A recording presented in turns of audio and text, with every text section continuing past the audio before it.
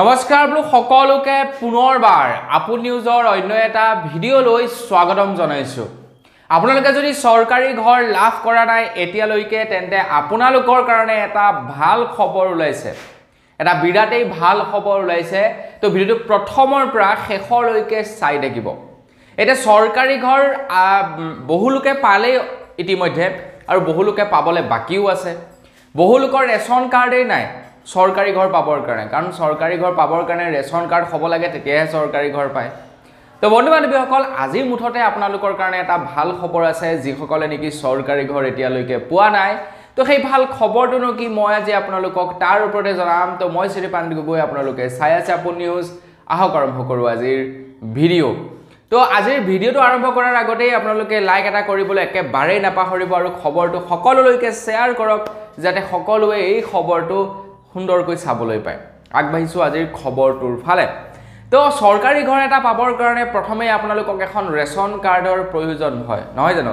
আপোনালোকে যেতিয়া নেকি চৰকাৰী ঘৰৰ আপোনালোকৰ লিষ্টত নাম আহে, তেতিয়া ration card, job card, Aadhaar card, PAN card, bank passbook এইবিলাক বিচাৰে আপোনালোকৰ পঞ্চায়তৰ মানুহে। যদি আপোনালোকৰ ৰেচন কাৰ্ড নাথাকে তো আপোনালোকে চৰকাৰী ঘৰ নাপায়। এতিয়া যিসকলৰ ৰেচন কাৰ্ড আছিলে তেওঁলোকৰ ম্যাক্সিমাম লোকে চৰকাৰী ঘৰ ইতিমধ্যে লাভ কৰিলে। ম্যাক্সিমাম লোকে ইতিমধ্যে লাভ কৰিলে চৰকাৰী ঘৰ। এটা যিসকলৰ ৰেচন কাৰ্ড নাই তো তেওঁলোকৰ কি হ'ব? অসম চৰকাৰৰ ফালৰ পৰা ঘোষণা কৰিছে যে নতুনকৈ প্ৰায় 15 লাখ লোকক ৰেচন কাৰ্ড প্ৰদান কৰিব বুলি জনাইছে। গতিকে আপোনালোকৰ যদি ৰেচন কাৰ্ড নাছিলে, আপোনালোকে যদি ঘৰ এটা নাপাম বুলি চিন্তা কৰি আছিলে, তেন্তে চিন্তা কৰিব নালাগে। আপোনালোকে চৰকাৰী ঘৰ এতিয়া লাভ কৰিব, কাৰণ আপোনালোকক ৰেচন কাৰ্ড দিয়া হ'ব। এতিয়া ভাৰতৰ প্ৰধানমন্ত্ৰী নৰেন্দ্ৰ মোদী ডাঙৰীয়াদেৱে ঘোষণা কৰিছে যে আমাৰ ভাৰতবৰ্ষত নতুনকৈ প্ৰায় 3 কোটি মানুহক এইবাৰ চৰকাৰী ঘৰ প্ৰদান কৰিব বুলি জনাইছে। প্ৰায় 3 কোটি মানুহক এইবাৰ চৰকাৰী ঘৰ প্ৰদান কৰিব প্ৰধানমন্ত্ৰী ডাঙৰীয়াই ঘোষণা কৰা অনুসৰি। আৰু আটাইতকৈ ভাল খবৰটো কি জানেনে? তো আপুনি যদি চৰকাৰী ঘৰ আগতে পোৱা নাছিলে তো ভাল কথা হ'ল, এইবাৰ আপোনালোকে পইচা বেছিকৈ পাব। আগতে 1,60,000 নে 70,000 কিবা এটা এমাউণ্ট পাইছিলে, এইবাৰ 2 লাখ নে কিমান টকা পাব এইবাৰ চৰকাৰী ঘৰ বনাবৰ কাৰণে। মানে আপোনালোকে যদি চৰকাৰী ঘৰ পোৱা নাছিলে তো আপোনালোকৰ কাৰণে এইটো এটা ভালেই হ'ব, কাৰণ আপোনালোকে পইচা বেছিকৈ পাব।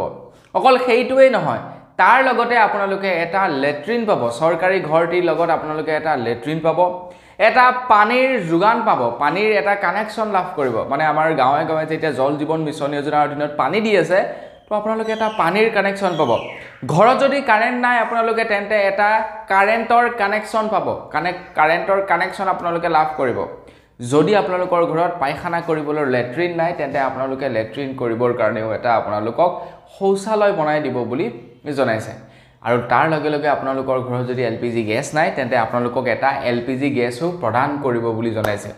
মানে আপোনালোকৰ যদি চৰকাৰী ঘৰ আপোনালোকে পোৱা নাছিলে আগতে, আৰু আপোনালোকে যদি চিন্তা কৰি আছিলে, তেন্তে চিন্তা কৰিব নালাগে। আপোনালোকৰ কাৰণে এটা ভাল খবৰ।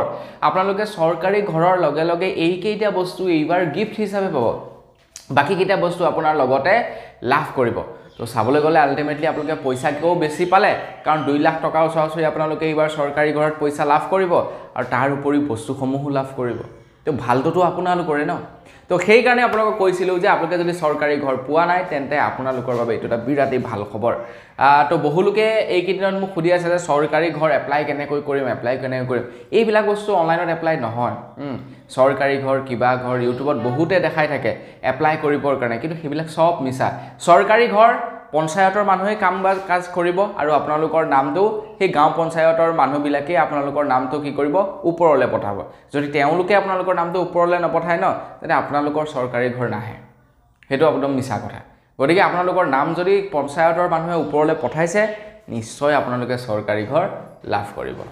তো বন্ধু বান্ধৱীসকল, আজিৰ ভিডিঅ'ত জনাবলগীয়া খবৰ ইমানকেইটাই। খবৰকেইটা জানি কেনেকুৱা লাগিলে কমেণ্ট এটা কৰি জনাব। যদি ভাল লাগিলে লাইক এটা কৰিবলৈ নাপাহৰিব। চেনেল যদি ছাবস্ক্ৰাইব কৰা নাই ছাবস্ক্ৰাইবটো কৰি ল'ব। পুনৰ এটা ভিডিঅ' লগ কৰাৰ বিদায় মাগিছোঁ। ধন্যবাদ। জয় অসম।